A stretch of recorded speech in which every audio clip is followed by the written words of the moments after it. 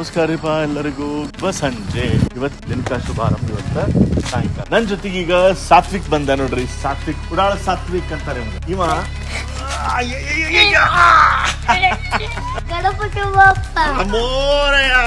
Walking ಹೊಂಟಿದ್ರ Satwik ಸಿಕ್ಕ.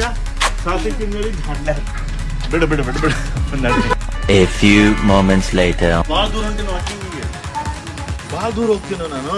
ಸುಸ್ತು ಹೊಡಿತೀನಿ ನೋಡು, ಮಕ್ಕೋತಿ ಮಗನ. ನಾನಂತೂ ಭಾಳ ದೂರ ಹೋಗೋಣ. ಇವತ್ತ ನಿಮ್ಗೊಂದು ಮಾತು ಹೇಳ್ಬೇಕು.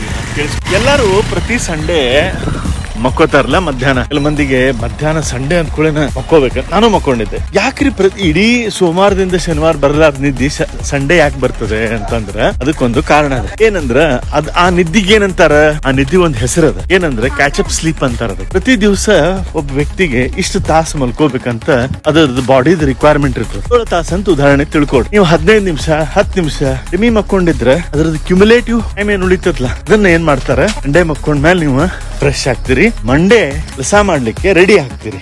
ನೀವು ಮಕ್ಕೊಂಡು ರೆಸ್ಟ್ ಮಾಡಿರಿ ಅಂತ ಅನ್ಕೋತೀನಿ. ನಾನಂತೂ ರೆಸ್ಟ್ ಮಾಡೇನಿ ಇವತ್ತು.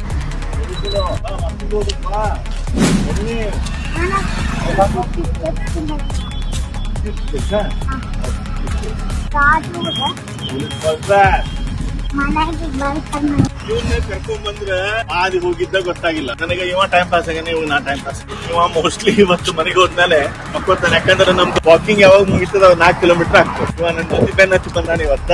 ಫಾಸ್ಟ್ ವಾಕಿಂಗ್ ಮಾಡೇ ಬಿಡು. ನಾವನೇ ಇಲ್ಲ, ಕಾರ್ತಿಕ್ ಬಿದ್ದ ನನ್ ಜೊತೆ.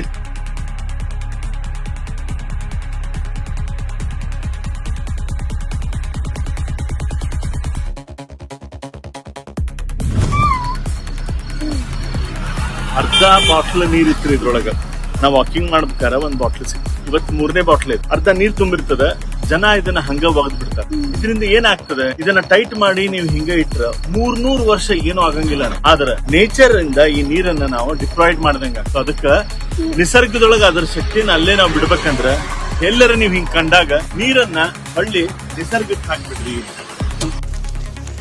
ನೋಡ್ರಿಪ್ಪ, ಇವತ್ತು ವಾಕಿಂಗ್ ಮುಗಿತ. ಮನೆಗೆ ಹೋಗಿ ಊಟ ಮಾಡಿ ಮಲ್ಕೊಂಬೋಣ. ಮರಳಿಗೂಡಿಗೆ.